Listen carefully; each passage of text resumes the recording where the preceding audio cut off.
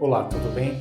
Neste vídeo nós vamos tratar de um tema muito relevante, que é a necessidade de um prévio requerimento administrativo junto ao INSS para posterior possibilidade de ingresso de pedido judicial de benefício previdenciário. Ou seja, nós vamos tratar o porquê que é necessário primeiro requerer o benefício previdenciário no INSS e somente após a posição deste órgão administrativo é que se torna viável o pedido do benefício de concessão ou revisão junto ao Poder Judiciário.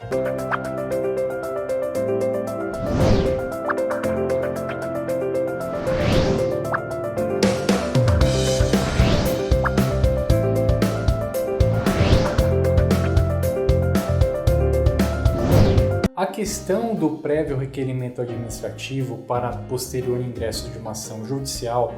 trazendo isto para o âmbito do direito previdenciário, é necessário porque existe uma questão processual, digamos uma norma processual, de que só é possível ingressar com uma ação se houver interesse, ou seja, não tem como o juiz, o Poder Judiciário, saber que existe interesse naquela demanda se não houve uma resistência do órgão previdenciário, do INSS. Então, se o INSS não negou o benefício, não tem como o Poder Judiciário saber se aquele segurado tivesse pleiteado primeiramente o benefício no INSS, ele já teria a concessão daquele benefício sem buscar o Poder Judiciário. Salvo essas questões a qual não é necessário um conflito de interesses, em regra, é necessário para ingressar com uma ação que exista a resistência de uma das partes. Então, como que se caracteriza essa resistência? O segurado pleiteia o benefício junto ao posto do INSS, seja ele qual for, e o INSS dá um parecer, dá uma decisão negando, ou seja, está resistindo à pretensão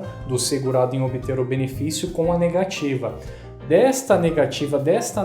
resistência, digamos assim, é que nasce o interesse do trabalhador, do segurado que está buscando o benefício em buscar uma posição, em buscar um resultado do Poder Judiciário em relação àquele conflito de interesse que existiu. O segurado quer o benefício e o INSS não concedeu, então está havendo um conflito de interesses. Após ocorrer essa resistência na concessão do benefício, aí sim será viável, será possível o segurado pleitear judicialmente a concessão do seu benefício previdenciário. Existe uma grande discussão e várias demandas processuais pendentes de resultado por conta dessa celeuma, digamos assim, deste conflito de haver ou não a necessidade de primeiramente requerer o benefício previdenciário junto ao INSS. Isto porque, para aqueles que são favoráveis a ingressar diretamente com a medida judicial, a justificativa era que não tem lógica, não existe razão, não é razoável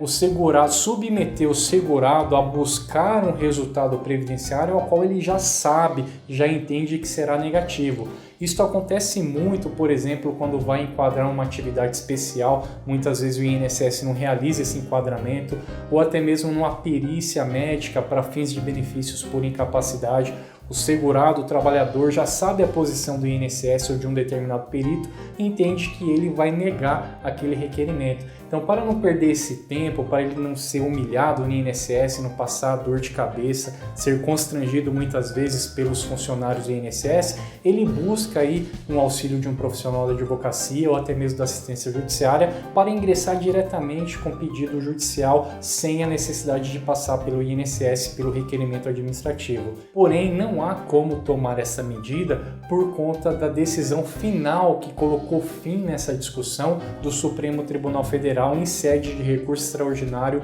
com repercussão geral. Todo e qualquer pedido de concessão de benefício previdenciário necessariamente terá que passar pelo INSS, ou seja, o pedido inicial de concessão tem que ser realizado na agência do posto do INSS e somente após a recusa ou indeferimento deste requerimento é que será possível, é que será viável o pleito judicial, o requerimento do benefício por medida judicial. É importante observar que quando se trata de revisão de benefício, de manutenção ou de restabelecimento de benefício cessado ou cancelado pelo INSS, nestas hipóteses não é necessário primeiramente passar pelo órgão administrativo, assim como não é necessário na hipótese de indeferimento de benefício previdenciário percorrer por todas as esferas e recursos administrativos. Se tratando, por exemplo, de revisão, já houve um posicionamento da administração, já houve um posicionamento do INSS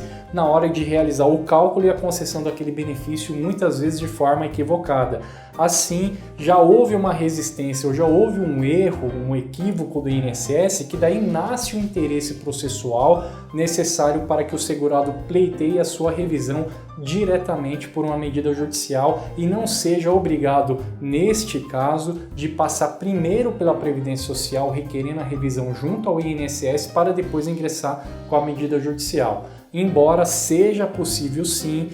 o segurado optar pela revisão administrativa diretamente no posto do INSS em decorrência da revisão judicial, a qual ele tem que contratar um profissional especializado na área previdenciária ou procurar assistência judicial gratuita para ingressar com a medida de revisão. Então ele tem essas duas opções quando se tratar de revisão, manutenção ou restabelecimento de benefício. Agora, quando se tratar de concessão inicial, de pensão por morte, aposentadoria por tempo de contribuição, aposentadoria por idade, aposentadoria por invalidez, auxílio doença, enfim, quando se tratar de concessão inicial de benefício previdenciário, não há possibilidade, conforme determinou de forma